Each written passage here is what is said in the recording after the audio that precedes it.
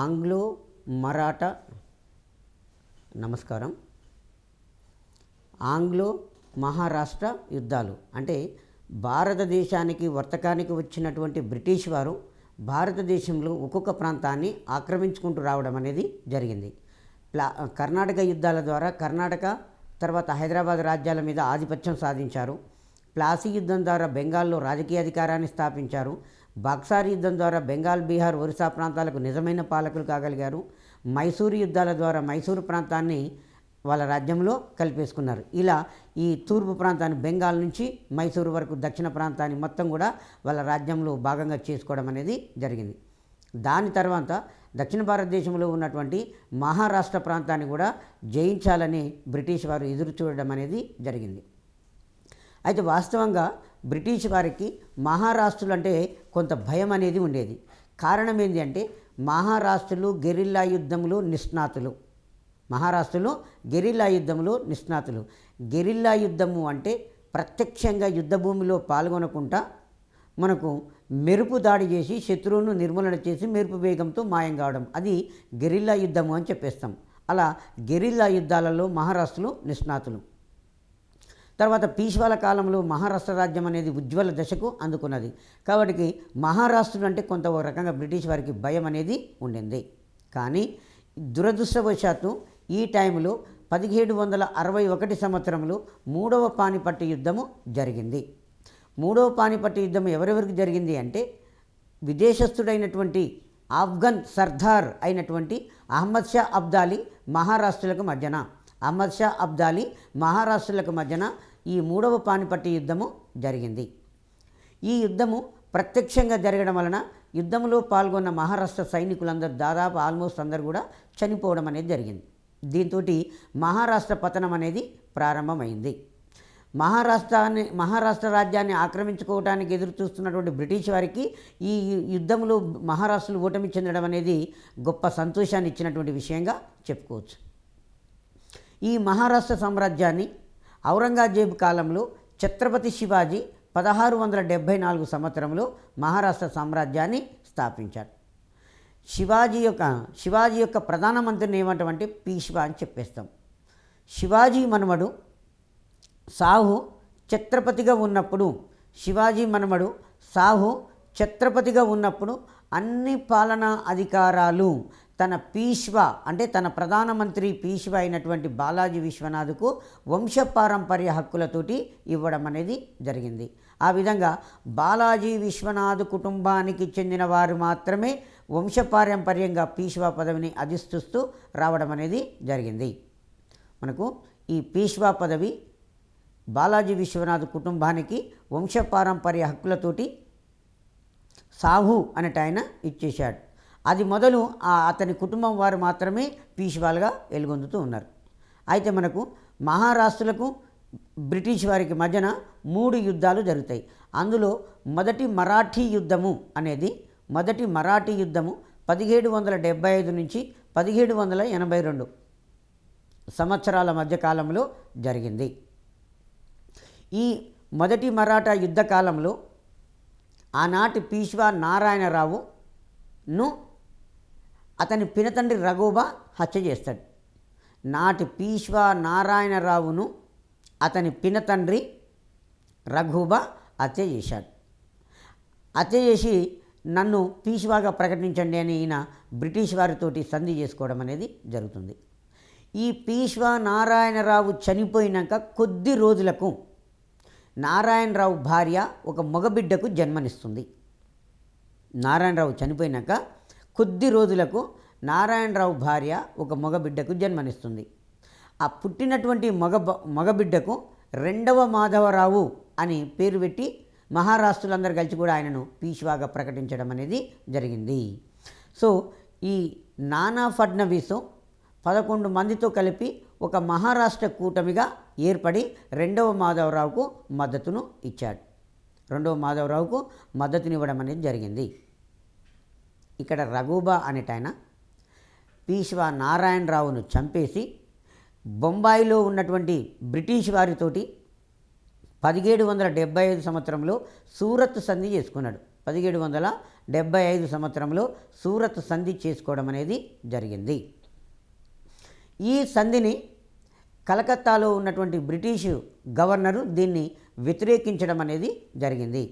వాస్తవంగా చెప్పాలి అంటే బొంబాయి సమీపంలో సాల్సెట్టి బేసిన్ అనే 2 ప్రాంతాలు ఉన్నాయి. సాల్సెట్టి బేసిన్ అనే 2 ప్రాంతాలు అనేవి ఉన్నవి.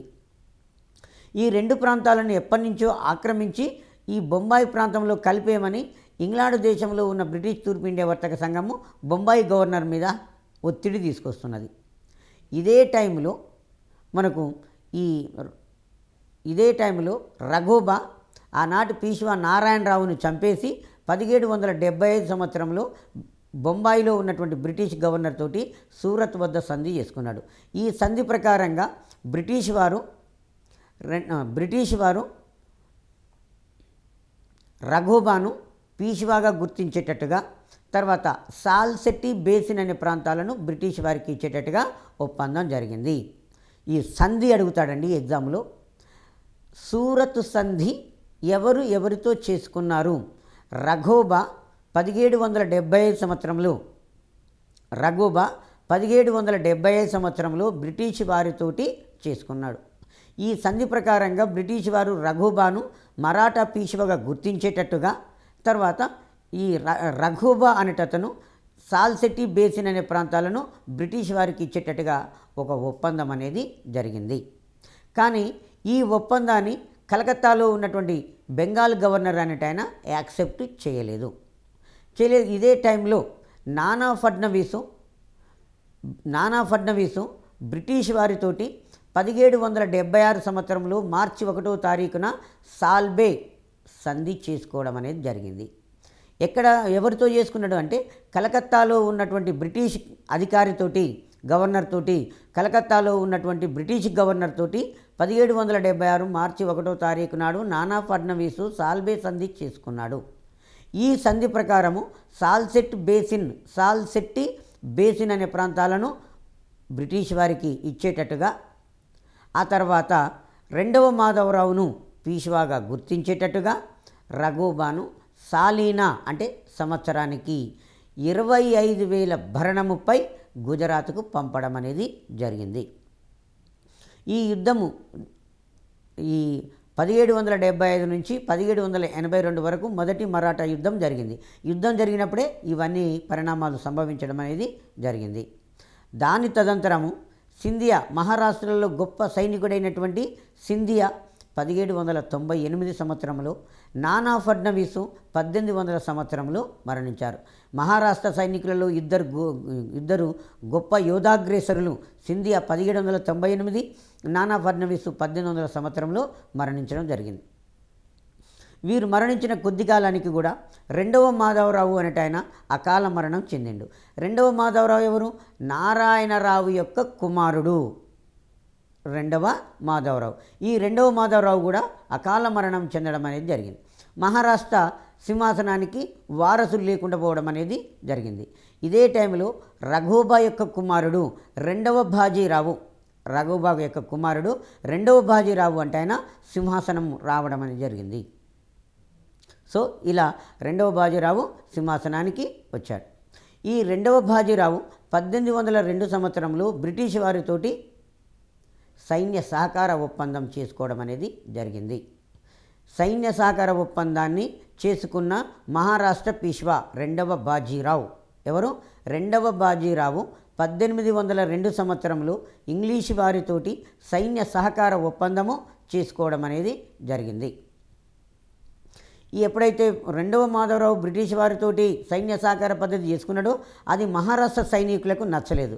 నచ్చక ఏం చేశారంటే బ్రిటిష్ వారితో యుద్ధానికి తలపడ్డారు. అది 2వ మరాఠా యుద్ధానికి దారితీసింది. 2వ మరాఠా యుద్ధము 1803 సంవత్సరంలో వెల్లసిలి కాలంలో జరిగింది. ఈ యుద్ధంలో కూడా మహారాష్ట్ర సైన్యము ఓటమి చెందడం అనేది జరిగింది. ఆ తర్వాత 3వ ఆంగ్లో మరాఠా యుద్ధము 1818 సంవత్సరంలో జరిగింది. మహారాష్ట్రులు అనే వాళ్ళు పూర్తిగా ఓటమి చెందడం అనేది జరిగింది. పీష్వా పదవిని రద్దు చేశారు. పీష్వా పదవిని రద్దు చేయడం అనేది జరిగింది. సో ఈ విధంగా మహారాష్ట్ర రాజ్యము బ్రిటిష్ రాజ్యంలో భాగం కావడం అనేది జరిగింది. దీని తర్వాత బ్రిటిష్ వారు మనకు భారతదేశంలో కొన్ని చట్టాలు చేయడం అనేది జరిగింది. ఈ చట్టాలలో 1770 ఇంగ్లీషు న్యాయశాస్త్రం ప్రకారంగా 1774 సంవత్సరంలో మన దేశంలో విచారణ ప్రారంభించారు. బ్రిటిష్ వారు ఇంగ్లీషు న్యాయశాస్త్రం ప్రకారంగా 1774 సంవత్సరంలో మన దేశంలో విచారణ ప్రారంభించడం అనేది జరిగింది. తర్వాత 1781 సంవత్సరంలో ఒక చట్టము ద్వారా ఇంగ్లీషు న్యాయ సూత్రాల ప్రకారంగా విచారణ ఇంగ్లీషు వారికి మాత్రమే చేయడం అనేది జరిగింది. 1774 సంవత్సరంలో ఇంగ్లీషు న్యాయశాస్త్ర ప్రకారంగా విచారణ మన భారతదేశంలో ప్రవేశపెట్టారు. మరి 1781 సంవత్సరంలో ఒక చట్టము ద్వారా ఇంగ్లీషు న్యాయ సూత్రాల ప్రకారం విచారణ ఇంగ్లీషు వారికి మాత్రమే పరిమితం చేయడం అనేది జరిగింది. తర్వాత 1883 సంవత్సరంలో ఇండియాకు మెకాలే కమిషన్ను నియమించడం అనేది జరిగింది. 1883 సంవత్సరంలో బ్రిటిష్ వారు ఇండియాకు మెకాలే కమిషన్ అనే దానిని నియమించడం అనేది జరిగింది. ఆ తర్వాత మనకు బ్రిటిష్ వారు భారతదేశాన్ని పరిపాలించేటప్పుడు వారికి ఆదాయాన్ని రాబట్టుకోవడానికి ఒక 3 రకాల భూమి శిస్తు విధానాలను ప్రవేశపెట్టడం అనేది జరిగింది. 3 రకాల భూమి శిస్తు పద్ధతులను బ్రిటిష్ వారు మన దేశంలో ప్రవేశపెట్టారు. అందులో ఒకటి శాశ్వత శిస్తు నిర్ణయ పద్ధతి. దీనిని జమీందారీ పద్ధతి అని కూడా అంటాం. శాశ్వత శిస్తు నిర్ణయ పద్ధతిని ఏమంటామంటే జమీందారీ పద్ధతి అని చెప్పుకుంటాం. ఈ పద్ధతిని లార్డ్ కార్న్వాలిస్ 1793 సంవత్సరంలో ప్రవేశపెట్టాడు. శాశ్వత శిస్తు నిర్ణయ పద్ధతి అన్న జమీందారీ పద్ధతి అన్న ఒకటి. దీనిని లార్డ్ కార్న్వాలిస్ 1793 సంవత్సరంలో ప్రవేశపెట్టాడు. ఆ తర్వాత ఈ శాశ్వత శిస్తు నిర్ణయ పద్ధతి భారతదేశంలో బెంగాలు, బీహారు, ఒరిస్సా, కోస్తా ఆంధ్ర, బెనారస్ ప్రాంతాలలో ప్రవేశపెట్టబడింది. శాశ్వత శిస్తు నిర్ణయ పద్ధతి అనేది భారతదేశంలో ఎక్కడెక్కడ ప్రవేశపెట్టబడిందంటే బెంగాల్ రాష్ట్రం, బీహార్ రాష్ట్రం, ఒరిస్సా, తర్వాత బెనారసు, ఉత్తర కోస్తా ప్రాంతాలలో దీన్ని అమలుపరచబడింది. ఇది శిస్తు అనేది ఎవ్రీ ఇయర్ కాకుండా కొంతకాలానికి నిర్దిష్టంగా శాశ్వతంగా ఉంచబడింది. శాశ్వతంగా అని చెప్పుకోవాలంటే మినిమం 10 సంవత్సరాల కాలానికి శిస్తు అనేది నిర్ణయించబడింది. మినిమము 10 సంవత్సరాల కాలానికి ఈ శిస్తు అనే దానిని నిర్ణయించడం అనేది జరిగింది. ఈ ఒక ప్రాంతాన్ని వేలంపాట ద్వారా ఎవరైతే ఇంత మొత్తానికి నేను శిస్తు చెల్లిస్తానని తీసుకుంటాడో అతను మాత్రము తన ఖర్చులు పోగా వసూలు చేసినటువంటి శిస్తులో 10% తను తీసుకొని 90% ప్రభుత్వానికి చెల్లించడం అనేది జరిగింది. శాశ్వత శిస్తు నిర్ణయ పద్ధతి అనేది 10 సంవత్సరాల కాలానికి నిర్ణయించబడింది. ఎవరైతే ఒక ప్రాంతంలో శిస్తు వసూలు చేస్తాను నేనని వేలంపాట ద్వారా దాన్ని తీసుకున్నాడో అతను ఏం చేస్తాడు అంటే శిస్తు మొత్తం వసూలు చేసి అందులో తన ఖర్చుల కొరకు, తన ఉద్యోగుల జీతాల కొరకు వసూలు చేసిన దాంట్లో 10% తను తీసుకొని మిగిలిన 90% ప్రభుత్వానికి చెల్లించడం అనేది జరిగింది. ఇదే శాశ్వత శిస్తు నిర్ణయ పద్ధతి, జమీందారీ పద్ధతి. రెండవది రైతువారీ పద్ధతి. ఈ రైతువారీ పద్ధతిని థామస్ మన్రో అనేట ఆయన ప్రవేశపెట్టాడు. థామస్ మన్రో 1800 సంవత్సరంలో దత్త మండలాల కలెక్టర్గా నియమించబడ్డాడు. థామస్ మన్రో 1800 సంవత్సరంలో దత్త మండలాల కలెక్టర్గా నియమించబడ్డాడు. ఇతను నియమించబడ్డాడు. ఇతను ఈ రైతువారీ పద్ధతిని ప్రవేశపెట్టాడు. ఎక్కడెక్కడ ప్రవేశపెట్టారు అంటే మద్రాసు, బొంబాయి, తర్వాత ఈశాన్య భారతదేశము, రాయలసీమ ప్రాంతాలలో ఈ పద్ధతి ప్రవేశపెట్టబడింది. రైతువారీ పద్ధతిలో ప్రభుత్వము నేరుగా రైతులతో సంబంధం కలిగి ఉండేది. ఈ విధానంలో మధ్య దళారీ వ్యవస్థ లేనిది ఏంటంటే రైతువారీ పద్ధతిలో మధ్య దళారీ అనేవాడు లేడు. ప్రభుత్వమే నేరుగా రైతులతోటి ఒప్పందం చేసుకొని ఒప్పందం మేరకు శిస్తు తీసుకునేది. ప్రతి సంవత్సరం కూడా శిస్తు అనేది నిర్ణయించబడేది. ప్రతి సంవత్సరము శిస్తు అనేది నిర్ణయించబడేది. ఈ పద్ధతిలో రైతు అనేవాడు చాలా ఎక్కువగా నష్టపోవడం అనేది జరిగింది. మనకి ఈ భూమి శిస్తు విధానాలలో జమీందారు పద్ధతి, రైతువారి పద్ధతి, మహల్వారీ పద్ధతి అని 3 పద్ధతులు ఉంటాయి. ఈ 3 పద్ధతులలో రైతు ఎక్కువగా నష్టపోయింది ఎందుకంటే రైతువారి పద్ధతిలో. మధ్య దళారీ వ్యవస్థ లేనిది అంటే ఎవరు అంటే రైతువారి పద్ధతి. రైతువారి అంటే మీనింగ్ ఏంటంటే రైతుకు భూమిపై సాగు హక్కు ఇవ్వడము. రైతువారి అంటే అర్థం ఏంటండి, రైతుకు భూమిపై సాగు హక్కు ఇవ్వడమే రైతువారి చెప్పుకోవడం అనేది జరిగింది. మరి రైతువారి పద్ధతిలో ఎక్కువగా రైతులు నష్టపోవడం అనేది జరిగింది. మరొక భూమి శిస్తు వసూలు చేసే పద్ధతి మహల్వారీ పద్ధతి. ఈ మహల్ అంటే గ్రామ పెద్దలతో కూడిన కమిటీ అని అర్థం. కుటుంబ పెద్దలతో కూడిన కమిటీ అని అర్థం. మహల్ అంటే కుటుంబ పెద్దలతో కూడిన కమిటీ లేదా గ్రామ పెద్దలతో కూడిన కమిటీ ప్రభుత్వానికి శిస్తు చెల్లించడం అనేది జరిగేది. సో ఈ మహల్వారీ పద్ధతిని కల్నల్ బిర్డ్ అనే వ్యక్తి ప్రవేశపెట్టాడు. మహల్వారీ పద్ధతిని కల్నల్ బిర్డ్ అనేట ఆయన ప్రవేశపెట్టాడు.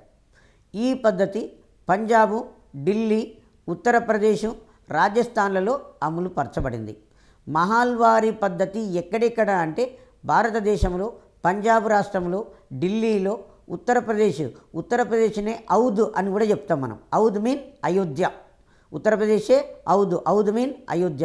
రాజస్థాన్లలో ఈ మహల్వారీ పద్ధతి అమలు పరచబడింది. మహల్ అంటే గ్రామ పెద్దలతో కూడిన మహల్ ప్రభుత్వానికి శిస్తు చెల్లించేది. గ్రామ పెద్దలతో కూడినటువంటి మహలు ప్రభుత్వానికి శిస్తు చెల్లించడం అనేది జరిగింది. ఇలా బ్రిటిష్ వారు ఏం చేశారంటే భారతదేశం నుంచి ఈ భూమి శిస్తు విధానాల ద్వారా వారు మొదలే ఆదాయాన్ని రాబట్టుకోవడం అనేది జరిగింది. జమీందారు పద్ధతి, మహల్వారీ పద్ధతి, రైతువారీ పద్ధతి. ఇందులో మధ్య దళారీ వ్యవస్థ లేనిది ఏంటంటే రైతువారీ పద్ధతి. రైతు ఎక్కువగా నష్టపోయింది ఎందులో అంటే రైతువారీ పద్ధతిలో రైతు అనేవాడు ఎక్కువగా నష్టపోవడం అనేది జరిగింది. ఆ తర్వాత ముఖ్యమైనటువంటి గవర్నర్ జనరల్స్. బ్రిటిష్ వారు భారతదేశాన్ని ఆక్రమించిన తర్వాత ఇక్కడ పరిపాలన చేయడానికి కొంతమంది గవర్నర్ జనరల్స్ను నియమించింది. అందులో ముఖ్యమైనటువంటి వ్యక్తులు భారత భూభాగం మీద గవర్నర్ జనరల్గా పనిచేసినటువంటి వ్యక్తులలో ముఖ్యమైన వారిని తీసుకోవడం అనేది జరిగింది. అందులో ప్రథమ పర్సను వారన్ హెస్టింగ్ అనేట ఆయన. భారతదేశాన్ని జయించిన తర్వాత బ్రిటిష్ ప్రభుత్వము గవర్నర్ జనరల్స్ను నియమించి పరిపాలన చేయడం అనేది జరిగింది. ఇందులో అందరినీ కాకుండా ముఖ్యమైనటువంటి వ్యక్తులను మాత్రమే తీసుకోవడం అనేది జరిగింది. వారన్ హెస్టింగ్స్ భారత భూభాగాల మీద బ్రిటిష్ ప్రభుత్వం చేత నియమించబడినటువంటి మొట్టమొదటి వ్యక్తి వారన్ హెస్టింగ్స్ అనేట ఆయన. ఇక్కడ చూడండి, ఈ వారన్ హెస్టింగ్ ఏమో 1773లో బ్రిటిష్ పార్లమెంటు చేసినటువంటి రెగ్యులేటింగ్ చట్టం ద్వారా గవర్నర్ జనరల్గా నియమించబడ్డాడు. బ్రిటిష్ ప్రభుత్వము 1773లో రెగ్యులేటింగ్ చట్టం చేసింది. ఈ చట్టం ఏం చేసిందంటే బెంగాల్ గవర్నర్ జనరల్ అనే పదవిని ఏర్పాటు చేసింది. రెగ్యులేటింగ్ చట్టము 1773లో బెంగాల్ గవర్నర్ జనరల్ అనే పదాన్ని ఏర్పాటు చేసింది. మొట్టమొదటి బెంగాల్ గవర్నర్ ఎవరంటే వారన్ హెస్టింగ్స్. వారన్ హెస్టింగ్స్ అంటే ఆయన మొట్టమొదటి గవర్నర్ జనరల్గా చెప్పుకోవచ్చు. ఇతను బెంగాల్లో ఉన్నటువంటి ద్వంద్వ ప్రభుత్వాన్ని రద్దు చేశాడు. బెంగాల్లో ద్వంద్వ ప్రభుత్వాన్ని ఎవరు ప్రవేశపెట్టారు అంటే రాబర్ట్ క్లైవ్ అనేట ఆయన ప్రవేశపెట్టాడు. ద్వంద్వ ప్రభుత్వం అంటే ఏంటంటే రాబర్ట్ క్లైవ్ ప్రజల నుంచి పన్నులు వసూలు చేసుకొని సైనిక విషయాలు చూడడం అనేది జరిగింది. అసలు ఎలా వచ్చింది అంటే ఈ బాక్సారి యుద్ధం తర్వాత బెంగాల్, బీహార్, ఒరిస్సా ప్రాంతాలలో భూమి శిస్తు వసూలు చేసుకునే హక్కు మొఘల్ చక్రవర్తి రాబర్ట్ క్లైవ్కి ఇచ్చాడు. బ్రిటిష్ వారు రాబర్ట్ క్లైవ్ను బెంగాల్ ప్రాంతానికి గవర్నర్గా నియమించాడు. ఇలా 2 అధికారాలు కలిగి ఉన్నాడు కాబట్టి ద్వంద్వ ప్రభుత్వాన్ని ఏర్పాటు చేశాడు. ద్వంద్వ ప్రభుత్వం అనేది రాబర్ట్ క్లైవ్ ప్రజల నుంచి పన్నులు వసూలు చేసుకొని సైనికమైన విషయాలు చూసేవాడు. దీనివలన రాజ్యంలో గందరగోళ పరిస్థితులు ఏర్పడ్డాయి. కాబట్టి బ్రిటిష్ తూర్పు ఇండియా వర్తక సంఘము వారన్ హేస్టింగ్ను గవర్నర్గా నియమిస్తూ మీరు బెంగాల్లో ఉన్నటువంటి ద్వంద్వ ప్రభుత్వాన్ని రద్దు చేయండి అని చెప్పేసింది. ఈ విధంగా వారన్ హేస్టింగ్ బెంగాల్ గవర్నర్గా అపాయింట్మెంట్ అయిన తర్వాత మొట్టమొదటిసారిగా బెంగాల్లో ఉన్నటువంటి ద్వంద్వ ప్రభుత్వాన్ని రద్దు చేశాడు. ఆ తర్వాత కలకత్తాను బెంగాలు రాష్ట్ర రాజధానిగా చేసుకున్నాడు. అంతకుముందు కలకత్తా అనేది బెంగాల్ రాష్ట్రానికి రాజధానిగా లేదు. ముర్షిదాబాద్ అనే మాత్రమే బెంగాల్ రాష్ట్రానికి రాజధానిగా ఉండింది. ఆ తర్వాత ఈ వారన్ హేస్టింగ్ ఖజానాను ముర్షిదాబాద్ నుండి కలకత్తాకు మార్చాడు. ఖజానాను ముర్షిదాబాద్ నుండి కలకత్తాకు మార్చాడు. రాజధానిని కలకత్తాను బెంగాల్ రాష్ట్రానికి రాజధానిగా చేశాడు. ఇతను కూడా ఏం చేశాడంటే బీహారు బెంగాల్ రాష్ట్రాలలో భూమి శిస్తు వసూలు చేసే హక్కును వేలం వేసే పద్ధతిని ప్రవేశపెట్టాడు. వారన్ హేస్టింగ్స్ బీహారు బెంగాల్లో భూమి శిస్తు వసూలు చేసే హక్కును వేలం వేసే పద్ధతిని ప్రవేశపెట్టాడు. దీన్ని రెవెన్యూ పద్ధతి అంటాం, కానీ ఇది అంత సక్సెస్ అనేది కాలేదు. తర్వాత జిల్లా సూపర్వైజర్లను కలెక్టర్లుగా పేరు మార్చాడు. జిల్లా సూపర్వైజర్లను కలెక్టర్లుగా పేరు మార్చడం అనేది జరిగింది. వారన్ హేస్టింగ్ జిల్లా స్థాయిలోను రాష్ట్ర స్థాయిలోను సివిల్ క్రిమినల్ న్యాయస్థానాలను ఏర్పాటు చేశాడు. వారన్ హేస్టింగ్ జిల్లా స్థాయిలోను రాష్ట్ర స్థాయిలోను సివిల్ క్రిమినల్ కోర్టులను స్థాపించాడు. వారన్ హేస్టింగ్ 1773 సంవత్సరం నుంచి 1785 వరకు గవర్నర్ జనరల్గా పరిపాలించాడు. ఇతను ఏం చేసిండంటే హిందూ న్యాయ సూత్రాలను క్రోడీకరింపజేశాడు. హిందువులకు ఉన్నటువంటి న్యాయ సూత్రాలను క్రోడీకరింపజేశాడంటే హిందూ ధర్మశాస్త్రం ప్రకారంగా ఏవైతే న్యాయ సూత్రాలు ఉన్నాయో అన్నిటిని కూడా ఒక దగ్గర పొందుపరచడం అనేది జరిగింది. తర్వాత భారతీయ వర్తకులపైన బ్రిటిష్ వర్తకులపైన ఇతను సమానంగా పన్నులు విధించి వసూలు చేయడం అనేది జరిగింది. వారన్ హేస్టింగ్ భారతీయ వర్తకులపైన బ్రిటిష్ వర్తకులపైన పన్నులు సమానంగా విధించి వసూలు చేయడం అనేది జరిగింది. ఆ తర్వాత ధనవంతుల యాత్రికుల పిల్లలను దొంగిలించే సన్యాసి మూటాలను ఇతను అదుపు చేయడం అనేది జరిగింది. ధనవంతులు వారి యొక్క పిల్లలను, యాత్రికులు అంటే అప్పట్లో తీర్థయాత్రలకు ఎంత దూరమైన ఎద్దుల బండి మీద కానీ కాళ్ళనడకనే పోయేవాళ్ళు. మరి పోతూ వాళ్ళు కూడా వాళ్ళ పిల్లల్ని తీసుకొని పోయేటప్పుడు ఇక్కడ సన్యాసి మూటాలు అనేది ఉండేది. అంటే తీర్థయాత్రలలో కలిసిపోవడము, లేదు అంటే ధనవంతుల ఇళ్లకు సన్యాసిలాగా మారువేషంలో పోయి ఆ ఇల్లు పరిసరాలను అబ్జర్వ్ చేయడము, ఇలా సన్యాసి వేషాలు వేసుకొని ధనవంతుల యాత్రికుల పిల్లలను దొంగతనాలు చేస్తున్నటువంటి ఈ సన్యాసి మూట సభ్యులను వారన్ హేస్టింగ్ అదుపులో ఉంచడం అనేది జరిగింది. తర్వాత మైసూర్ యుద్ధము, మహారాష్ట్ర రోహిల్ఖండ్ యుద్ధాలలో ఇతను పాల్గొనడం అనేది జరిగింది. వారన్ హేస్టింగ్ మైసూర్ యుద్ధాలు, మరాఠా యుద్ధాలు, రోహిల్ఖండ్ యుద్ధాలలో పాల్గొన్నాడు. ఆ తర్వాత వారన్ హేస్టింగ్ తర్వాత మనకు ముఖ్యమైనటువంటి గవర్నర్ జనరల్ కారన్ వాలిస్. ముఖ్యమైన గవర్నర్ జనరల్ ఎవరంటే కారన్ వాలిస్. 1786 సంవత్సరం నుంచి 1793 సంవత్సరాల మధ్యకాలంలో కారన్ వాలిసు గవర్నర్ జనరల్గా ఉన్నాడు. కారన్ వాలిసు అమెరికా స్వాతంత్ర యుద్ధంలో ఇంగ్లాండ్ తరపున పాల్గొన్నాడు. అమెరికా స్వాతంత్ర యుద్ధములో ఈ ఇంగ్లాండ్ ఎందుకు పాల్గొన్నదంటే, ఇంగ్లాండు దేశాన్ని పరిపాలించే రాజులు కాథలిక్ మతస్థులు, ఇంగ్లాండు దేశంలో ప్రజలు ప్రొటెస్టెంటులు. కాబట్టి రాజులు ఏం చేశారు అంటే ఈ ప్రొటెస్టెంటుల మీద అనేక మత నిర్బంధాలు విధించారు. కాబట్టి ఇంగ్లాండు దేశంలో ఉన్నటువంటి ప్రొటెస్టెంటులు మత స్వేచ్ఛను గడపడానికి అమెరికా దేశానికి పోయి అమెరికా దేశం యొక్క తూర్పు ప్రాంతాల్లో స్థిరపడి అక్కడ వాళ్ళు మఠాలను, పాఠశాలను, కళాశాలను, హాస్పిటల్ను, వైద్యశాలను స్థాపించుకొని బాగా అభివృద్ధిలోకి వచ్చారు. అలా వచ్చిన తర్వాత ఈ ఇంగ్లాండ్ ప్రభుత్వము గవర్నర్లను పంపి పరిపాలిస్తున్నది. కాబట్టి అమెరికాలో స్థిరపడినటువంటి ఇంగ్లీష్ దేశ ప్రజలు తమ మాతృదేశానికి వ్యతిరేకంగా యుద్ధం చేశారు. అప్పుడు ఈ అమెరికా దేశంలో స్వాతంత్ర యుద్ధం అనేది జరుగుతుంది. ఆ టైంలో ఇంగ్లాండ్ యొక్క సైన్యాలకు నాయకత్వం వహించింది ఎవరంటే కారన్ వాలిసు. ఇంగ్లాండ్ సైన్యాలకు నాయకత్వం వహించడం అనేది జరిగింది. ఈ కారన్ వాలిస్కు భారతీయులన్న, భారతీయ నాగరికత అన్న, సంస్కృతులు అన్న చిన్న చూపు ఉండేది. కారన్ వాలిస్కు భారతీయులు అన్న, భారతీయ సంస్కృతి అన్న, భారతీయ నాగరికతలు అన్న చాలా చిన్న చూపు అనేది ఉండేది.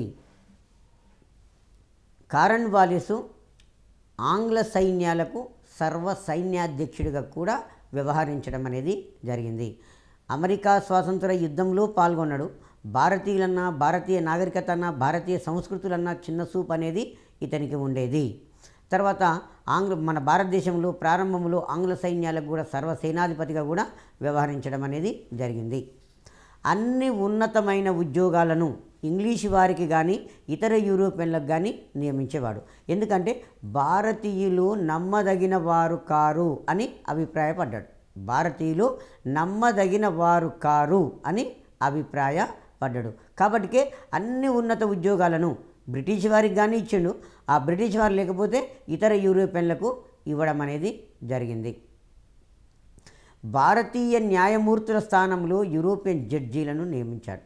భారతీయులు న్యాయమూర్తులుగా ఉన్నారు, వారిని పదవిలోంచి తీసేసి ఆ పదవులలో యూరోపియన్ జడ్జీలను మళ్ళీ నియమించడం అనేది జరిగింది.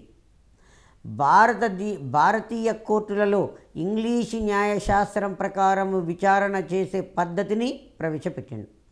భారతదేశంలో ఇంగ్లీషు న్యాయశాస్త్రం ప్రకారంగా విచారణ చేసే పద్ధతిని ఎవరు ప్రవేశపెట్టారు? కారన్ వాలిస్ ప్రవేశపెట్టడం అనేది జరిగింది. ఆ తర్వాత ఈయన కారన్ వాలిస్ కోడ్ అనే పేరుతోటి భారతదేశ కోర్టులలో అమలు చేయాల్సిన న్యాయ సూత్రాలను వ్రాయించాడు. కారన్ వాలిస్ కోడ్ అనే పేరుతోటి భారతదేశ న్యాయస్థానాలలో అమలుపరచవలసినటువంటి న్యాయ సూత్రాలను రాయించాడు. ఇది కూడా గతంలో ప్రీవియస్ ఎగ్జామ్లలో అడిగినటువంటి క్వశ్చన్. ఏ విధంగా అడిగాడు క్వశ్చన్ అంటే కారన్ వాలిస్ కోడ్ అను విధానాన్ని ఎవరు ప్రవేశపెట్టారు? కారన్ వాలిస్ ప్రవేశపెట్టాడు. భారతదేశ న్యాయస్థానాలలో అమలుపరచవలసినటువంటి న్యాయ సూత్రాలను రాయించాడు. వాటికి ఏమని పేరంటే కారన్ వాలిస్ కోడ్ అని చెప్పేస్తాం. మన దేశంలో 4 సంచార న్యాయస్థానాలను నెలకొల్పాడు. సంచారం అంటే అది ఒక ప్రాంతం నుంచి మరొక ప్రాంతానికి ఆ కోర్టులు అనేవి ప్రయాణం చేస్తూ ఉండడం అనేది జరిగింది. కాబట్టి వాటిని ఏమన్నామంటే సంచార న్యాయస్థానాలు అన్నాం. ఏమన్నాము? సంచార న్యాయస్థానాలు అని చెప్పేశాం. ఆ తర్వాత భారతదేశంలో అతి ప్రాచీన కాలం నుంచి ఉన్నటువంటి గ్రామ పంచాయతీ వ్యవస్థను రద్దు చేశాడు. గ్రామ పంచాయతీ వ్యవస్థ అనగానే మనకు గుర్తుకొచ్చేది ఏంటి అంటే చోళుల కాలంలో అద్భుతమైనటువంటి గ్రామ పంచాయతీ వ్యవస్థ అనేది ఉన్నది. కానీ భారతదేశంలో అతి ప్రాచీన కాలం ఉన్నటువంటి గ్రామ పంచాయతీ వ్యవస్థను కారన్ వాలిస్ అనేటైన దాన్ని రద్దు చేయడం అనేది జరిగింది. ఆ తర్వాత టిప్పు సుల్తాన్ తోటి 3వ మైసూరు యుద్ధం చేశాడు. టిప్పు సుల్తాన్ తోటి 3వ మైసూరు యుద్ధం చేసి టిప్పు సుల్తాన్ యొక్క సగం రాజ్యము ఆక్రమించాడు. టిప్పు సుల్తాన్ యొక్క సగం రాజ్యాన్ని అతను ఆక్రమించుకోవడం అనేది జరిగింది. ఆ తర్వాత కారన్ వాలిసు శాశ్వత భూమి శిస్తు విధానం ప్రవేశపెట్టిండు. దీనికే మరొక పేరు ఏంది అంటే జమీందారీ పద్ధతి అంటున్నాం. జమీందారీ పద్ధతి అన్న శాశ్వత శిస్తు నిర్ణయ పద్ధతి అన్న ఒకటే. భారతదేశంలో శాశ్వత శిస్తు నిర్ణయ పద్ధతిని ఎవరు ప్రవేశపెట్టారు? కారన్ వాలిసు. ఏ సంవత్సరంలో శాశ్వత శిస్తు నిర్ణయ పద్ధతిని ప్రవేశపెట్టాడు? క్రీస్తకము 1793 సంవత్సరంలో శాశ్వత శిస్తు నిర్ణయ పద్ధతిని ప్రవేశపెట్టాడు. ఆ తర్వాత కంపెనీ ఉద్యోగ వ్యవస్థలో సివిల్ సర్వీసులను ప్రవేశపెట్టాడు. భారతదేశంలో సివిల్ సర్వీసులను ప్రవేశపెట్టినటువంటి ఘనత కారన్ వాలిస్కు మాత్రమే దక్కుతుంది. భారతదేశంలో సివిల్ సర్వీసులను ప్రవేశపెట్టినటువంటి ఘనత కారన్ వాలిస్కు మాత్రమే దక్కుతూ ఉన్నది. కారన్ వాలిస్ తర్వాత సర్ జాన్ షోర్ భారతదేశంలో 1793 నుంచి 1798 సంవత్సరాల మధ్యకాలంలో ఇతను గవర్నర్ జనరల్గా పనిచేశాడు. మొట్టమొదటిసారిగా భారత భూభాగాల మీద 1773 నుంచి 1785 వరకు ఎవరు అంటే వారన్ హేస్టింగ్స్ తర్వాత కారన్ వాలిస్. 1785 సంవత్సరం నుంచి 1786 సంవత్సరం నుంచి 1793 వరకు కారన్ వాలిస్ పనిచేశాడు. ఆ తర్వాత కారన్ వాలిస్ తర్వాత సర్ జాన్ షోర్ 1793 నుంచి 1798 వరకు సర్ జాన్ షోర్ అనేట ఆయన గవర్నర్గా పనిచేశాడు. దీని తదంతరము వెల్లస్లీ అనేట ఆయన 1798 నుంచి 1805 వరకు వెల్లస్లీ భారతదేశంలో గవర్నర్ జనరల్గా పనిచేశాడు. వెల్లస్లీ సైన్య సహకార పద్ధతి అనే దానిని ప్రవేశపెట్టిండు. వెల్లస్లీ సైన్య సహకార పద్ధతి ప్రవేశపెట్టిండు. ఎగ్జామ్లో క్వశ్చన్ అడిగేది కూడా ఇట్లానే ఉంటుంది. సైన్య సహకార పద్ధతి అనగా, సైన్య సహకార పద్ధతి అంటే భారతీయ రాజులు డైరెక్ట్గా సైనికులను రిక్రూట్ చేసుకునే బదులుగా బ్రిటిష్ వారు కిరాయికి తమ సైన్యాన్ని ఇస్తున్నారు. బ్రిటిష్ వారి యొక్క సైన్యాన్ని కిరాయికి తీసుకొని ఆ సైన్యానికి అయ్యే ఖర్చుల నిమిత్తము తను భరిస్తూ ఆ సైనికుల ఖర్చుల కొరకు అయ్యే డబ్బును నగదు రూపాయలో కాకుండా తన రాజ్యంలో కొంత భాగాన్ని భూభాగాన్ని ఇవ్వడం అనేది జరుగుతుండేది. ఇది సైన్య సహకార పద్ధతి. సైన్య సహకార పద్ధతిని ఎవరు ప్రవేశపెట్టారు? వెల్లస్లీ ప్రవేశపెట్టాడు. సైన్య సహకార పద్ధతి అనగా భారతీయ రాజులు డైరెక్టుగా సైనికులను రిక్రూట్ చేసుకునే బదులు కిరాయికి బ్రిటిష్ వారి సైన్యాన్ని తీసుకోవడం. మరి ఎవరైతే కిరాయికి బ్రిటిష్ వారి నుంచి సైన్యాన్ని తీసుకున్నారో సైనికులకు అయ్యే ఖర్చును ఆ సంస్థానాధిపతుడు భరించక బ్రిటిష్ వారికి ఆ సైన్యానికి అయ్యే ఖర్చుల నిమిత్తం తన రాజ్యంలో కొంత భూభాగాన్ని బ్రిటిష్ వారికి ఇవ్వడం. ఇది సైన్య సహకార పద్ధతి అని చెప్పేస్తున్నాం. దీనిని ఎవరు ప్రవేశపెట్టారు అంటే వెల్లస్లీ అనేట ఆయన ప్రవేశపెట్టడం అనేది జరిగింది. సైన్య సహకార పద్ధతికి ఒప్పుకున్న మొట్టమొదటి భారతీయ రాజు హైదరాబాద్ నిజాం. సైన్య సహకార పద్ధతికి ఒప్పుకున్న మొట్టమొదటి భారతీయ రాజు హైదరాబాద్ నిజాం. మొట్టమొదటి భారతీయ రాజు ఎవరు? హైదరాబాద్ నిజాము అంటే ఆయన మొట్టమొదట ఈ పద్ధతికి ఒప్పుకున్నటువంటి వ్యక్తి. అతను సైన్య సహకార పద్ధతికి ఒప్పుకొని తన రాజ్యంలో భాగంగా ఉన్నటువంటి రాయలసీమ ప్రాంతాన్ని దాన్ని దత్త మండలము అంటాం. దత్త మండలాన్ని ఈ బ్రిటిష్ వారికి ఈ పద్ధతి కింద అప్పచెప్పడం అనేది జరిగింది. హైదరాబాదు నిజాము 3వ మైసూరు యుద్ధంలో బ్రిటిష్ వారికి సహాయం చేశాడు. 3వ మైసూరు యుద్ధంలో టిప్పు సుల్తాను ఓటమి చెందాడు. టిప్పు సుల్తాను ఓటమి చెంది తన రాజ్యంలో సగ భాగాన్ని బ్రిటిష్ వారికి ఇవ్వడం అనేది జరిగింది. అలా టిప్పు సుల్తాన్ ఓడిపోయి తన రాజ్యంలో సగ భాగాన్ని బ్రిటిష్ వారికి ఇచ్చాడు. మరి బ్రిటిష్ వారికి యుద్ధంలో సహాయపడిన వాళ్ళు ఎవరు అంటే హైదరాబాద్ నిజాం. కాబట్టి తను జయించిన ప్రాంతంలో కొంత భాగము ఇప్పుడున్నటువంటి రాయలసీమ ప్రాంతాన్ని ఈ గోల్కొండ చక్రవర్తికి వాళ్ళు ఇవ్వడం అనేది జరిగింది. హైదరాబాదు నిజాముకు ఈ దత్త మండలాన్ని ఇవ్వడం అనేది జరిగింది. సైన్య సహకార పద్ధతికి ఒప్పుకున్న భారతీయ రాజు సైనికుల యొక్క ఖర్చుల నిమిత్తము నగదు రూపేణా సైనికులకు జీతాలు ఇవ్వకుండా తన రాజ్యంలో కొంత భూభాగాన్ని ఇచ్చేవాడు. ఇది సైన్య సహకార పద్ధతి అంటాం. ఈ సైన్య సహకార పద్ధతికి ఒప్పుకున్న మొట్టమొదటి భారతీయ రాజు హైదరాబాద్ నిజాం. ఆ నిజాం పేరు నిజాం అలీ ఖాన్. నిజాం పేరు ఏంటంటే నిజాం అలీ ఖాన్ అంటున్నాం. ఆ తర్వాత వెల్లస్లీ కలకత్తాలో ఒక కాలేజీ అనే దాన్ని స్థాపించాడు. వెల్లస్లీ కలకత్తాలో ఒక కాలేజీని స్థాపించాడు. ఆ తర్వాత ఈ వెల్లస్లీ సైన్య సహకార పద్ధతికి చేసుకున్నందుకు తన రాజ్యంలో కడప, కర్నూలు, అనంతపురము, బళ్ళారి ప్రస్తుతం కర్ణాటక రాష్ట్రంలో ఉంటుంది. కానీ అది ఒకప్పుడు హైదరాబాద్ నిజాం రాజ్యంలో భాగం. కడప, కర్నూలు, అనంతపురం, బళ్ళారి ఈ జిల్లాలను బ్రిటిష్ వారికి ఇవ్వడం అనేది జరిగింది. ఈ ప్రాంతానికి ఉత్తర మండలము అని కూడా చెప్పుకోవడం అనేది జరిగింది. వెల్లస్లీ 4వ మైసూరు యుద్ధంలో టిప్పు సుల్తాన్ను ఓడించి చంపాడు. ఆ తర్వాత 2వ మహారాష్ట్ర యుద్ధంలో పాల్గొన్నాడు. 2వ మహారాష్ట్ర యుద్ధంలో వెల్లస్లీ భారతదేశంలో చేసినటువంటి యుద్ధాలు ఏంటి అంటే 4వ మైసూరు యుద్ధములో టిప్పు సుల్తాన్ను ఓడించి వధించాడు. ఆ తర్వాత 2వ మహారాష్ట్ర యుద్ధంలో యుద్ధం చేయడం అనేది జరిగింది. ఇలా విలియం బెంటింగు 1835లో మన దేశంలో ఆంగ్ల విద్యను ప్రవేశపెట్టిండు. బ్రిటిష్ ఇండియా గవర్నర్ జనరల్గా పిలువబడిన మొట్టమొదటి వ్యక్తి. ఎందుకంటే బ్రిటిష్ ప్రభుత్వము 1773 సంవత్సరంలో రెగ్యులేటింగ్ చట్టం చేసి బెంగాల్ గవర్నర్ జనరల్ అనే పదవిని ఏర్పాటు చేసింది. మొట్టమొదటి బెంగాల్ గవర్నర్ జనరల్ ఎవరంటే వారన్ హేస్టింగ్స్. ఆ తర్వాత బ్రిటిష్ బ్రిటిష్ ప్రభుత్వము 1833 సంవత్సరంలో ఒక చార్టర్ చట్టం అనే దాన్ని చేసింది. 1833లో ఒక చార్టర్ చట్టం అనే దానిని చేసింది. ఈ చార్టర్ చట్టం ఏం చేసిందంటే భారతదేశంలో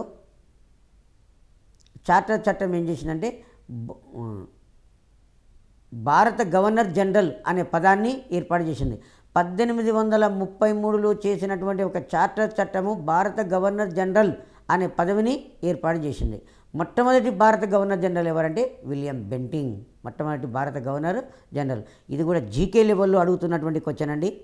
బ్రిటిష్ ఇండియా గవర్నర్ జనరల్ అంటే భారతదేశ మొదటి గవర్నర్ జనరల్గా ఎవరిని పిలుస్తారు? విలియం బెంటింగ్ అనే వ్యక్తిని పిలవడం అనేది జరిగింది. విలియం బెంటింగు రాజా రామ్మోహన్ రాయ్ యొక్క కోరిక మేరకు, అతని యొక్క సలహా మేరకు 1829 సంవత్సరంలో సతీ సహగమనాన్ని నిషేధిస్తూ చట్టం చేశాడు. విలియం బెంటింగ్ 1829 సంవత్సరంలో సతీ సహగమనాన్ని నిషేధిస్తూ చట్టం చేశాడు. తర్వాత విలియం బెంటింగ్కు భారతీయ సంస్కర్త రాజా రామ్మోహన్ రాయ్ ప్రధానంగా సహకారం అనేది లభించింది. మనకు విలియం బెంటింగు 1829 సంవత్సరంలో సతీ సహగమనాన్ని నిషేధిస్తూ చట్టం చేశాడు. 1835 సంవత్సరంలో భారతదేశంలో ఆంగ్ల విద్యను అనే దానిని ప్రవేశపెట్టాడు. ఆ తర్వాత 1829లో సైన్య సహకార పద్ధతిని రద్దు చేశాడు. తర్వాత ఈ ఆంగ్ల విద్యను ప్రవేశపెట్టడం కానీ సతీ సహగమనం రద్దు చేయడంలో కానీ విలియం బెంటింగ్కు సహకారం అందించిన వ్యక్తి ఎవరంటే రాజా రామ్మోహన్ రాయ్గా చెప్పుకోవడం అనేది జరుగుతుంది. ఆ తర్వాత కాళికాదేవి భక్తులమని చెప్పుకుంటూ హత్యలు, బందిపోటు దొంగతనాలు చేసే తగ్గులు అనే దారి దోపిడి దొంగలను అంచివేసింది. తగ్గులు అను దారి దోపిడి దొంగలను అంచివేసింది ఎవరు? విలియం బెంటింగు తగ్గులు అనే దారి దోపిడి దొంగలను అణిచివేయడం అనేది జరిగింది. ఆ తర్వాత స్త్రీ శిశు హత్యలను నిషేధించాడు. విలియం బెంటింగ్ స్త్రీ శిశు హత్యలను నిషేధించడం అనేది జరిగింది.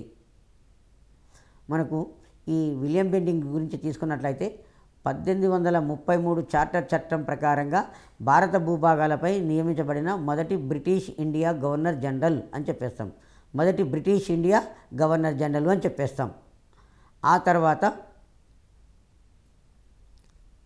విలియం బెంటింగు రాజా రామ్మోహన్ రాయ్ కోరిక మేరకు 1829 సంవత్సరంలో సతిని నిషేధిస్తూ చట్టం చేశాడు. 1829 సంవత్సరంలో సతిని నిషేధిస్తూ చట్టం చేయడం అనేది జరిగింది. ఆ తర్వాత 1835లో భారతదేశంలో ఆంగ్ల విద్యను ప్రవేశపెట్టాడు. కాళికాదేవి భక్తులమని చెప్పుకుంటూ హత్యలు, బందిపోటు దొంగతనాలకు పాల్పడే దోపిడీ దొంగలను తగ్గులను అంచివేశాడు.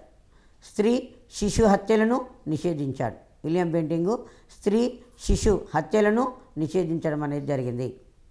లార్డ్ మెకాలే ఆంగ్ల విద్య ద్వారా ఇంగ్లీషు ఆలోచనలు, అభిరుచులు, తర్వాత నివేదన కలిగి భారతీయులము రక్తము రంగులు కనిపించే ఒక జాతిని రూపొందించవచ్చని చెప్పాడు.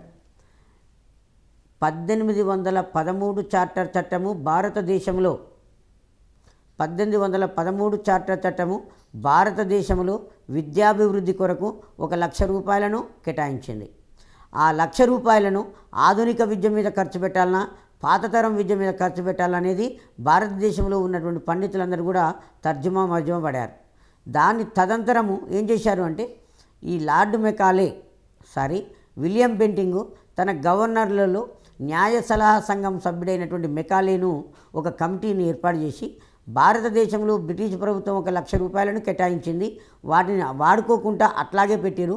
మరి భారతదేశంలో ఏ విద్య అయితే బాగుంటుంది, సూచించి ఈ పైసలు దేని విద్య మీద ఖర్చు పెట్టాలనో నాకు చూపించమని చెప్పేసి మెకాలే నాయకత్వంలో ఇంగ్లీష్ ప్రభుత్వము ఒక కమిటీని ఇస్తుంది.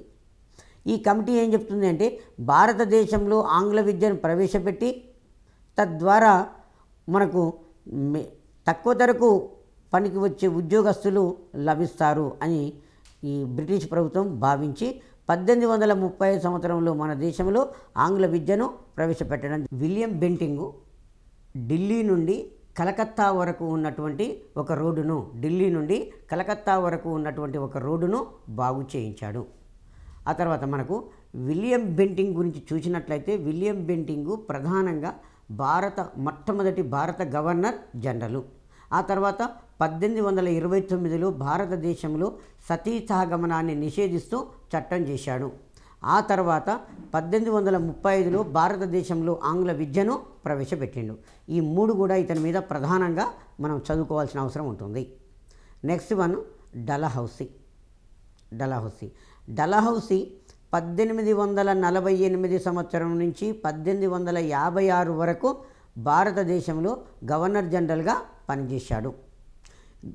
డలహౌసీ రాజ్య సంక్రమణ సిద్ధాంతము అనే దానిని ప్రవేశపెట్టిండు.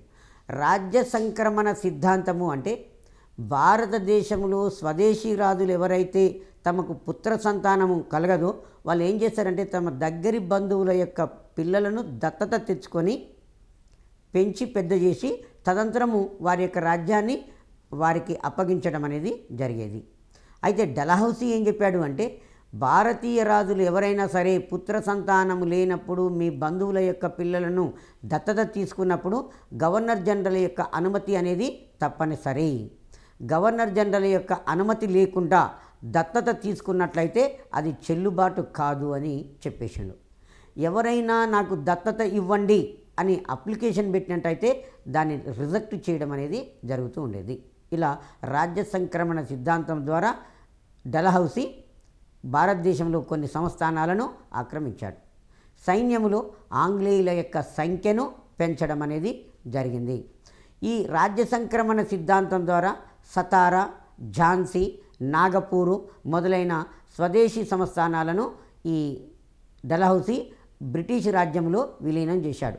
రాజ్య సంక్రమణ సిద్ధాంతము ద్వారా డలహౌసీ సతారా, ఝాన్సీ, నాగపూరు, అయోధ్య మొదలైన ప్రాంతాలను బ్రిటిష్ రాజ్యంలో కలిపేసుకున్నాడు. అయోధ్య బేగాలకు అన్యాయం చేసి వారి యొక్క రాజ్యాన్ని కూడా ఆ బ్రిటిష్ ఇండియాలో కలిపేసుకోవడం అనేది జరిగింది. తర్వాత ఈయన ఏం చేశాడంటే, బ్రిటిష్ సైన్యంలో ఎక్కువ మంది భారతీయులే ఉన్నారు కాబట్టి భారతీయులు బ్రిటిష్ సైన్యంలో ఎక్కువ మంది ఉండడం వలన ఏ రోజుకైనా బ్రిటిష్ వారికి ఇది ముప్పు అని చెప్పేసి సైన్యంలో ఆంగ్లేయుల యొక్క సంఖ్యను పెంచాడు. సైన్యములో ఆంగ్లేయుల యొక్క సంఖ్యను ఎవరు పెంచారు అంటే డలహౌసీ సైన్యములో ఆంగ్లేయుల యొక్క సంఖ్యను పెంచాడు. తర్వాత 1853 సంవత్సరంలో మన దేశంలో మొట్టమొదటిసారిగా రైలు మార్గాలను ప్రవేశపెట్టడం అనేది జరిగింది. భారతదేశంలో మొట్టమొదటిసారిగా రైలు ఏ సంవత్సరంలో ప్రయాణం చేసిందంటే 1853 సంవత్సరంలో. మొట్టమొదటి రైలు ఎక్కడి నుంచి ఎక్కడి వరకు ప్రయాణం చేసిందంటే బొంబాయి నుండి థానా వరకు మొట్టమొదటి రైలు ప్రయాణం చేయడం అనేది జరిగింది. భారతదేశంలో రైల్వేలను ఎవరు ప్రవేశపెట్టారు? లార్డ్ డల్హౌసీ ప్రవేశపెట్టాడు. ప్రపంచంలో మొట్టమొదటి రైలు ఏ సంవత్సరంలో ఏ దేశంలో ప్రయాణం చేసింది? 1830 సంవత్సరంలో ఇంగ్లాండ్ దేశంలో. 1830 సంవత్సరంలో ఇంగ్లాండ్ దేశంలో మొట్టమొదటి రైలు ప్రయాణము చేసింది. మరి ఇక్కడ మనకు ఈ భారతదేశంలో రైలు మార్గాలను ఎవరు ప్రవేశపెట్టారు? డల్హౌసీ ప్రవేశపెట్టాడు. మొట్టమొదటి రైలు ఎక్కడి నుంచి ఎక్కడి ప్రయాణం చేసింది? బొంబాయి నుండి థానా వరకు ప్రయాణం చేసింది. ఆ తర్వాత ఇతను మన భారతదేశంలో తంతి అంటే టెలిగ్రాఫ్ సౌకర్యాన్ని 1853లో ప్రవేశపెట్టాడు. మొట్టమొదటి టెలిగ్రాఫ్ లైను కలకత్తా నుంచి ఆగ్రా వరకు వేయబడింది. మొట్టమొదటి టెలిగ్రాఫ్ లైను కలకత్తా నుంచి ఆగ్రా వరకు వేయడం అనేది జరిగింది. భారతదేశంలో తంతి తపాలా సౌకర్యాన్ని లార్డ్ డల్హౌసీ ప్రవేశపెట్టాడు. మొదటి తంతిని ఎక్కడి నుంచి ఎక్కడి వరకు అంటే కలకత్తా నుంచి ఆగ్రా వరకు 1853లో ప్రవేశపెట్టాడు. భారతదేశంలో తపాలా సౌకర్యాలను కూడా ప్రవేశపెట్టాడు. భారతదేశంలో తపాలా సౌకర్యాలను కూడా కల్పించడం అనేది జరిగింది.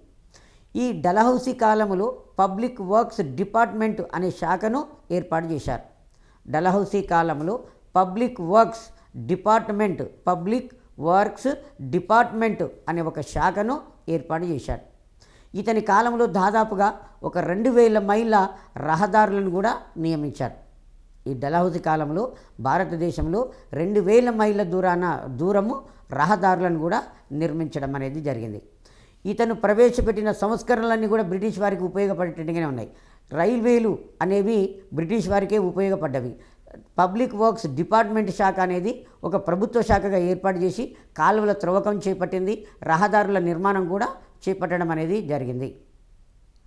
తర్వాత డల్హౌసీ కలకత్తా నుంచి పంజాబ్ వరకు ఒక గ్రాండ్ ట్రంక్ రోడ్డును నిర్మించాడు. భారతదేశ చరిత్రలో మొట్టమొదటిసారిగా గ్రాండ్ ట్రంక్ రోడ్డును నిర్మించింది వ్యక్తి ఎవరు అంటే షేర్షా. అతను కూడా కలకత్తా నుంచి పంజాబ్ వరకు గ్రాండ్ ట్రంక్ రోడ్డును నిర్మించాడు. ఈ కలకత్తా నుంచి పంజాబ్ వరకు ఉన్నటువంటి గ్రాండ్ ట్రంక్ రోడ్డును డల్హౌసీ పునర్నిర్మించాడు. కలకత్తా నుంచి పంజాబ్ వరకు ఉన్నటువంటి గ్రాండ్ ట్రంక్ రోడ్డును ఇతను పునర్నిర్మించడం అనేది జరిగింది. ఆ తర్వాత డల్హౌసీ కాలంలో వ్యవసాయ కాలువల త్రవ్వకం అనేది జరిగింది. డల్హౌసీ కాలంలో వ్యవసాయ కాలువల త్రవ్వకం అనేది చేపట్టబడింది. ఇందులో గంగా నదికి త్రవ్వినటువంటి కాలువలు ప్రధానమైనవిగా చెప్పుకోవడం అనేది జరిగింది. ఆ తర్వాత ఇతను స్త్రీ విద్యను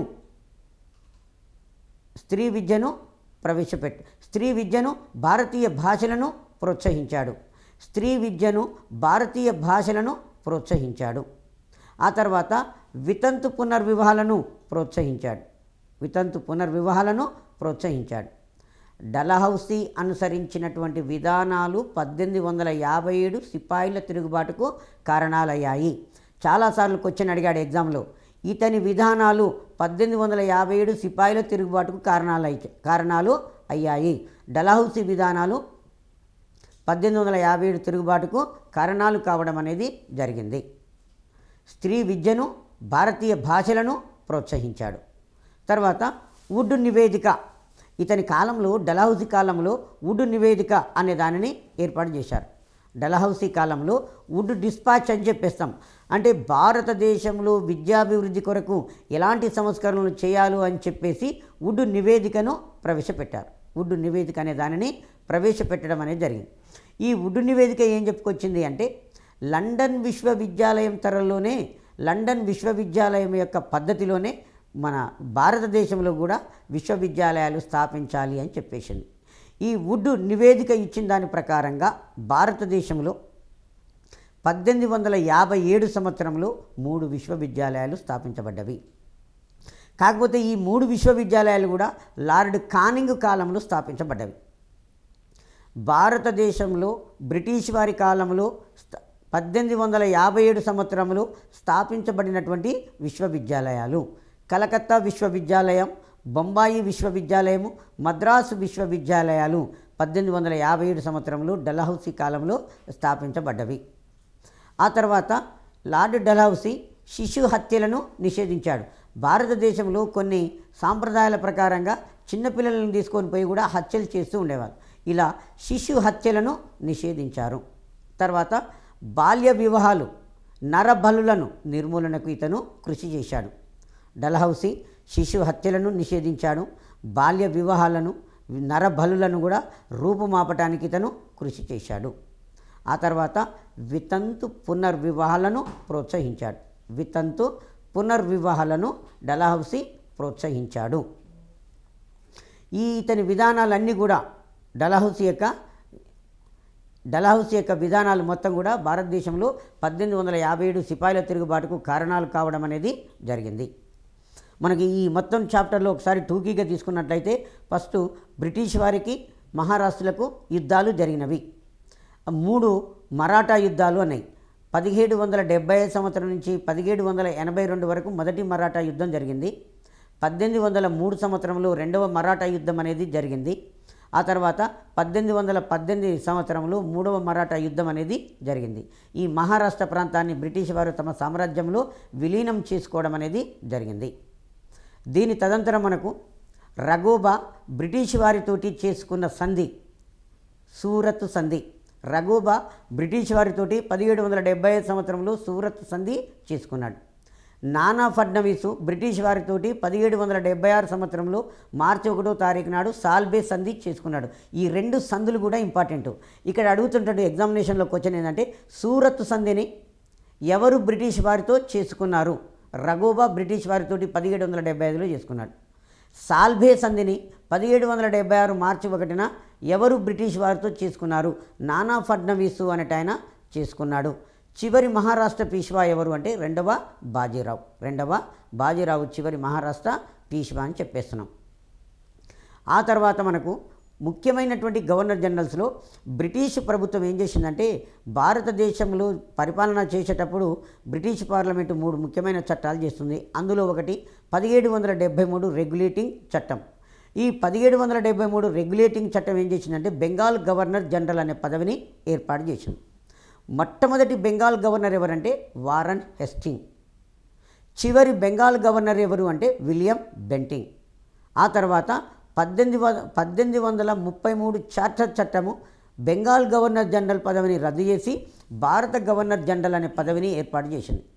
1833 చార్టర్ చట్టము బెంగాల్ గవర్నర్ జనరల్ పదవిని రద్దు చేసి భారత గవర్నర్ జనరల్ అనే పదవిని ఏర్పాటు చేసింది. ఈ మొట్టమొదటి భారత గవర్నర్ జనరల్ ఎవరు అంటే విలియం బెంటింగ్. చివరి భారత గవర్నర్ జనరల్ ఎవరంటే లార్డ్ కానింగ్ చివరి భారత గవర్నర్ జనరల్. ఆ తర్వాత బ్రిటిష్ ప్రభుత్వము 1858 సంవత్సరంలో విక్టోరియా మహారాణి చట్టం చేసింది. 1858లో విక్టోరియా మహారాణి చట్టం చేసింది. ఈ చట్టం ప్రకారంగా భారత గవర్నర్ జనరల్ పదవి పోయి రాజప్రతినిధి లేదా వైస్రాయ్ అనే పదవి ఏర్పాటు చేయబడింది. మొట్టమొదటి రాజప్రతినిధి లార్డ్ కానింగ్.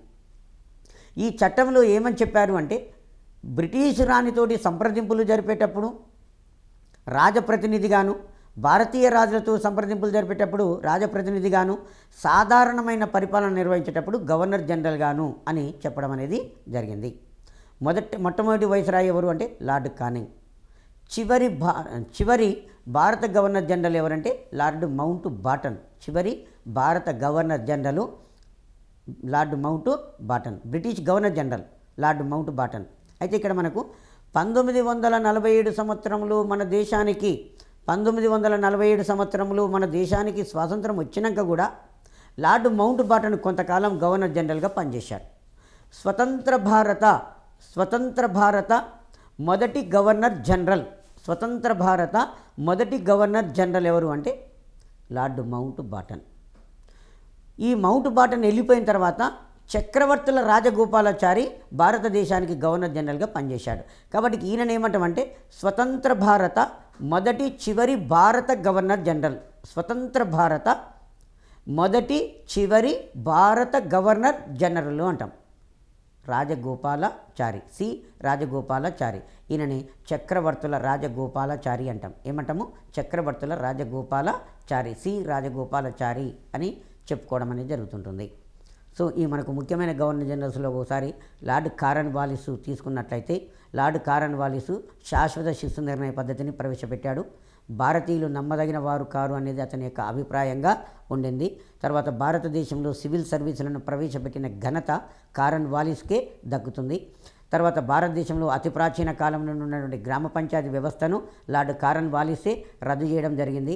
భారతదేశంలో న్యాయస్థానాల్లో అమలుపరచవలసిన న్యాయ సూత్రాలను కార్న్వాలిస్ కోడ్ పేరుతోటి అతను రాయించడం అనేది జరిగింది.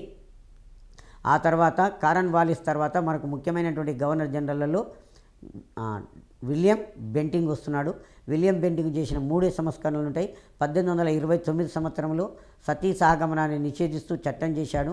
1835 సంవత్సరంలో భారతదేశంలో ఆంగ్ల విద్యను అనే దానిని ప్రవేశపెట్టిండు. ఆ తర్వాత డలహౌసీని తీసుకున్నట్లయితే డలహౌసీ విధానాలు 1857 సిపాయిల తిరుగుబాటుకు కారణాలు కావడం అనేది జరిగింది. ఈ డలహౌసీ భారతదేశంలో మొట్టమొదటిసారిగా రైల్వేలను ప్రవేశపెట్టాడు, తంతి తపాలా సౌకర్యాన్ని ప్రవేశపెట్టాడు, భారతదేశంలో స్త్రీ విద్యను, భారతీయ భాషలను ప్రోత్సహించాడు.